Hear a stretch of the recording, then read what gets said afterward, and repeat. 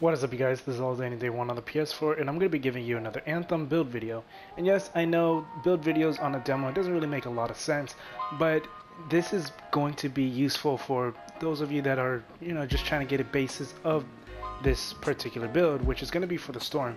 And when the game does fully release, this build will still help you out until you get to like level 30, and then you start getting more different opportunities with different builds because of epics and masterwork gear and the perks from masterworks and the legendary with the legendary perks. But with this build in general, this is a very strong build just for level 15 and 130 plus power, and only being able to do up to hard mode difficulty, you're able to kill the enemies pretty easily. So we're going to go ahead and take a look at the weapons I'm using. So I'm using Blastback and I'm using Devastator.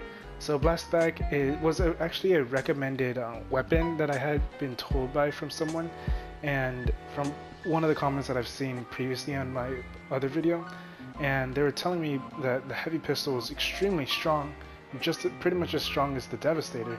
So I would highly recommend using the Blastback if you are looking for a strong heavy pistol. If you're not a fan of heavy pistols, another really good weapon, in my opinion, a good weapon is the Defender, because it's not bad in its accuracy. The accuracy is pretty good. It's great for both mid-range to a little long range, but also really good at close range. So this is a very well-rounded weapon, but if you have the Blastback, I would recommend using it because it has pretty high crit damage, or high damage to weak points, I suppose. And then Devastator, mainly for like boss kills if you're using it. If you guys don't know, Devastator is an explosive weapon. It only has 5 shots in total, but it is an explosive weapon. It does hit AoEs and it does massive amounts of damage.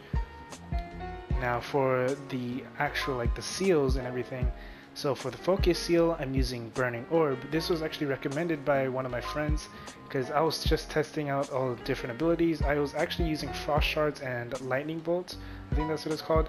But then I used Burning Orb with another ability, and Burning Orb did a lot more damage, especially when you have the right inscriptions on.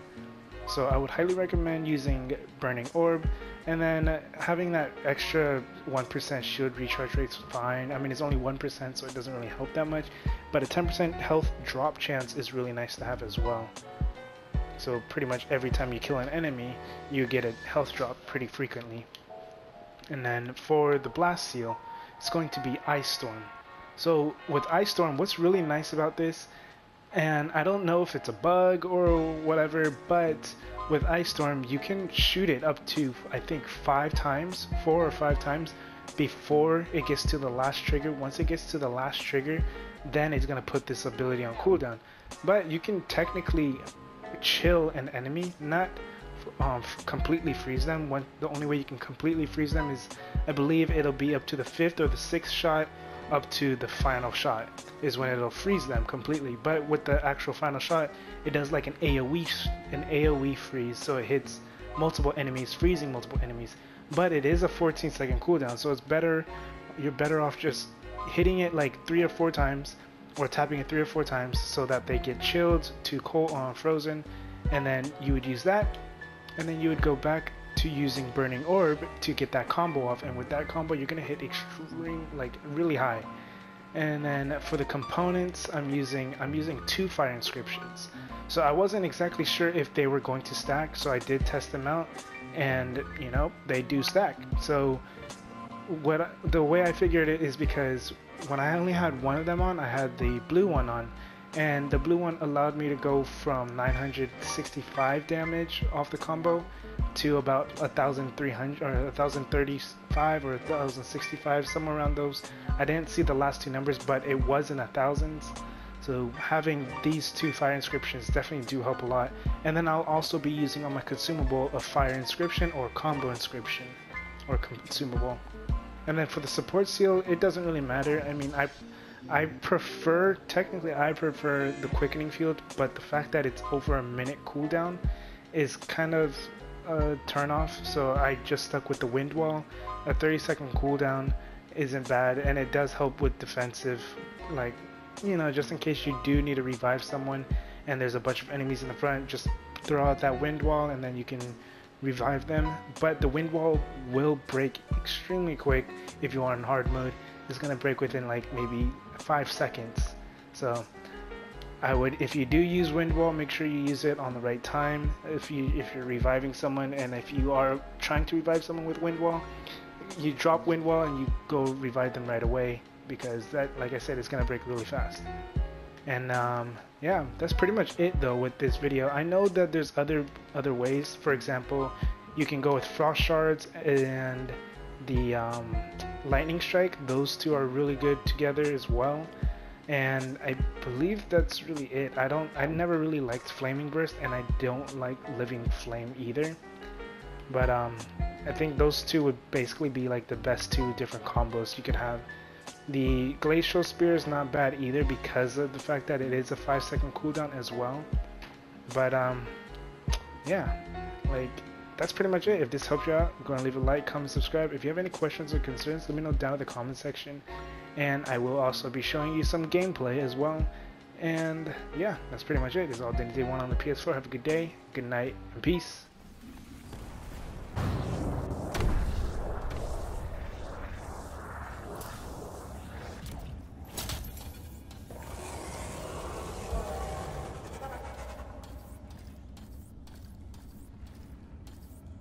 It would be unprofessional to cut the link, right? Highly. Damn it. Next time, I expect big-ass bugs to be in the mission briefing. You'd have to show up for that to help.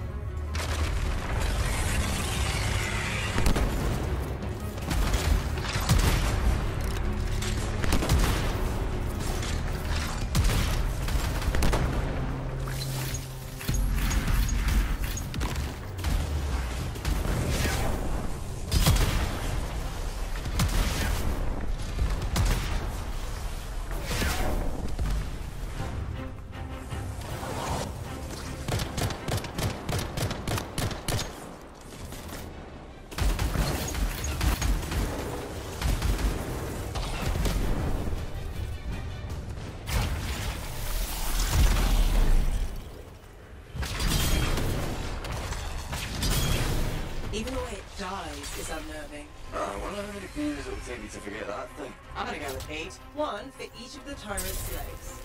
No more scorpion talk, please.